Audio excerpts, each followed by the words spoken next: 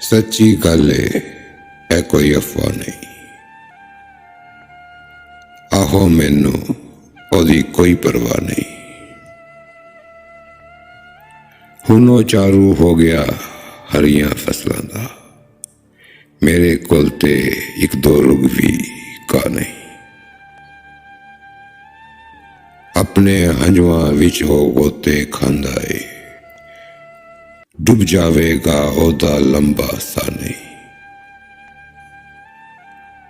हुण ओ अपने सिर दे विच की पाएगा, सत्तां चुलियां विच ते मुठ सोहा नहीं।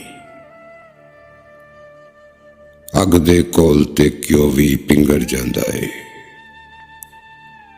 मेरे एडे नेड़े मंजी डा नहीं। बदे संगल मैनू टुटन देंदे नहीं, मौत दा मैनू रत्ती पर तरह नहीं।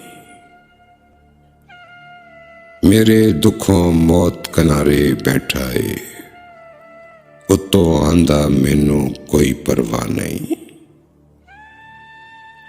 विछड़ के रोंदा सी मिल के आकड़दा, अफजल एहसन ओदा कुछ वसा नहीं।